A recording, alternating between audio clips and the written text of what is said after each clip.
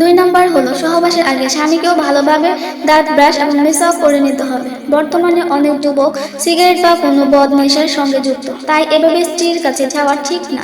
বিসমিল্লাহির রহমানির রহিম। আসসালামু আলাইকুম ওয়া রাহমাতুল্লাহি ওয়া বারাকাতুহু। প্রিয় পর্দার আড়ালের মা ও বোনেরা, আশা করি আল্লাহর অশেষ মেহেরবানি ও দয়ায় আপনারা প্রত্যেকেই ভালো আছেন।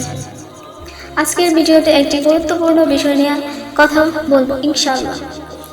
তাই সকল প্রিয় প্রায় বোনদের নিকট অনুরোধ, ভিডিওটি শেষ পর্যন্ত দেখবেন। আশা করি এই ভিডিওটি যুবক যুবতী ভাই ও বোনদের জন্য খুবই উপকারী আসবে।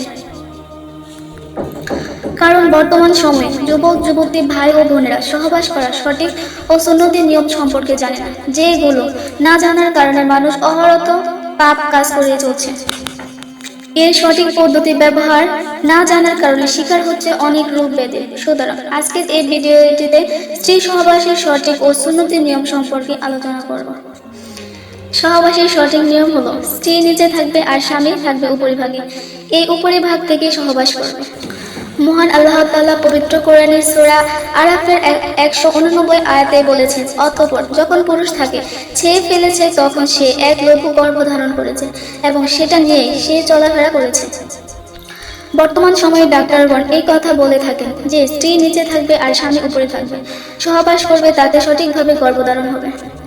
স্ত্রী যদি স্বামীর উপরিভাগে থাকে বা উপর থেকে সহবাস করে, এমন অবস্থায় যদি স্বামীর বীর্যপাত হয়ে যায়, তাহলে চিকিৎসা বিজ্ঞানীদের মতে তখন সম্পূর্ণ বীর্য বের হতে পারে না, ভিতরে অনেকটা থেকে যায় অথবা বীর্য মূত্রতলিতে চলে যায়, যার ফলে অনেক জটিল সমস্যার সৃষ্টি হয় এবং সেখানে পাথর হওয়ার মতো ঘটনাও ঘটে।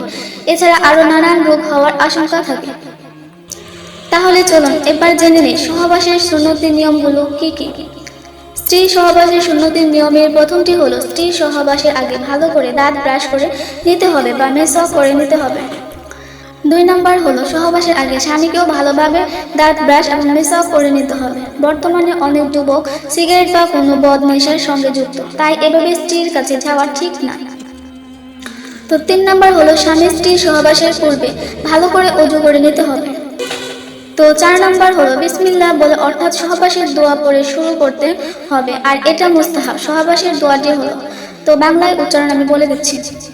বিসমিল্লাহি আল্লাহুম্মা জান্নিবা শাইতান ও জান্নিবি শাইতানা মা রাযাকতানা। এর অর্থ হচ্ছে, হে আল্লাহ, তোমার নামে শুরু করছি, তুমি আমাদের নিকট হতে শয়তানকে দূরে রাখো। আমাদের এই মিলনের ফলে যে সন্তান দান করবে তাও হতে পারে শয়তানকে দূরে রাখো। তো 5 নাম্বার হলো স্বামী স্ত্রী একে অপরের সুগন্ধি জাতীয় জিনিস বা আতর লাগিয়ে নেবে। তো 6 নাম্বার হলো সহবাসের সময় কেবলামুখী হয়ে সহবাস করবে না। তো 7 নম্বরে হলো সহবাসের সময় একেবারে উলঙ্গ হবে না। যদি তৃপ্তি না আসে তবে উপরে কোনো চাদর বা কাপড় দিয়ে ঢেকে থাকবে।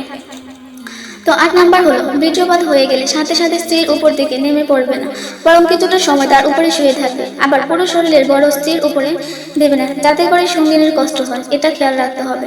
সুন্নত। তো 9 নম্বরে হলো কোনোভাবে স্ত্রীর বায়ুপথে অর্থাৎ মলত্যাগের রাস্তায় সঙ্গম করবে না, কারণ এটা মহাপাপ, যা কোরআন ও হাদিসে কঠিনভাবে নিষেধ করা হয়েছে।